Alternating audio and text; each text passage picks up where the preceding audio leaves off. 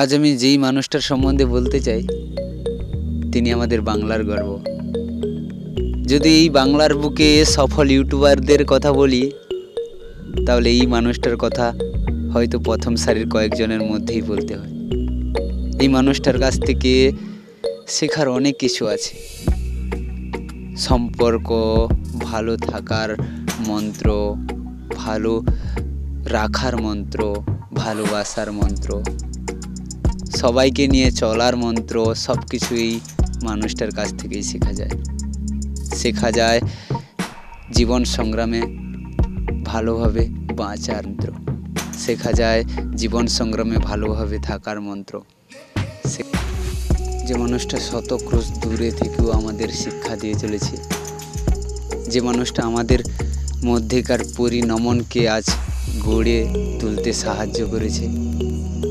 খোলা আকাশের নিচে দাঁড়িয়ে যে মানুষটার নাম নিলে আজ মনের মধ্যে আত্মবিশ্বাস গড়ে ওঠে, যে মানুষটার কাছ থেকে শিখেছি জীবন সংগ্রামের প্রতিটি পদক্ষেপ কেমনভাবে হওয়া উচিত, যার কাছ থেকে আরও শিখতে চাই, যার সান্নিধ্য পেলে হয়তো আমার মতো অনেক ছেলে তাদের জীবনটাকে আবার গড়তে পারবে, আমার এটা বিশ্বাস হয়।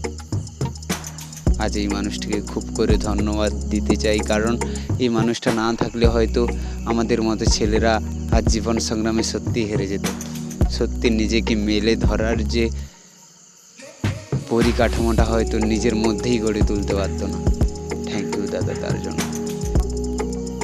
আর যা কিছু হয়তো আমাদের মতন আরও হাজার হাজার মানুষ তোমার কাছ থেকে শিখছে, তোমাকে অনুকরণ করছে, তোমাকে অনুধাবন করছে, তোমার জন্যই আজ সব কিছু দাদা।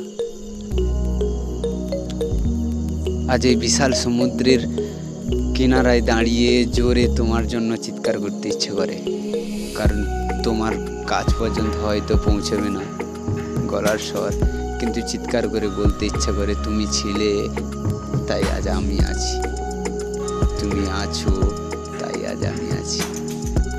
আমি রবীন্দ্রনাথ ঠাকুরের যুগে জন্মাতে পারিনি, বা আমি কাজী নজরুল বা জীবনানন্দ দাশের যুগে জন্মাতে পারিনি, কিন্তু আমি যে যুগে জন্মগ্রহণ করেছি সে যুগে গৌরব তার মতো ছেলেরা জন্মগ্রহণ করেছে, তাই আমি আজ গর্ববোধ করি।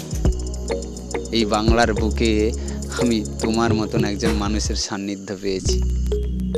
যখন গৌরব ভাইয়ের ভিডিও দেখি তখন মনে হয় গৌরব ভাই আমার সামনে বসে আছে এবং সামনে বসে বলছে ভেঙে পড়িস না। দাদা থ্যাংক ইউ, তোমার জীবন সংগ্রামের লড়াইয়ের উপসংহারটা আমাদের সামনে তুলে ধরার জন্য। তোমার ওই উপসংহারই আমাদের বাঁচার একমাত্র মন।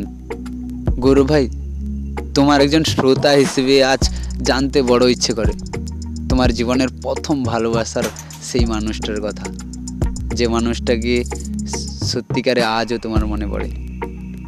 হয়তো তখন তোমার ভালোবাসার বোঝার মতো হয়তো বয়স ছিল না, কিন্তু তখন তুমি ভালোবেসেছিলে, হয়তো তখন প্রাইমারি লেভেলে বা হাই স্কুলে পড়তে। সেই ছোটোবেলায় খেলতে যেতে বা স্নান করার সময় বা কোনো মেলাতে প্রথম ভালো লেগেছিল যে মানুষটার কথা আজও মনে পড়ে, বা স্বপ্নে দেখা কোনো মানুষ যার ছবিটা আজও তোমার মনে গেঁথে আছে। গৌরব ভাই, আমি ওই মানুষটার সম্বন্ধে জানতে চাই।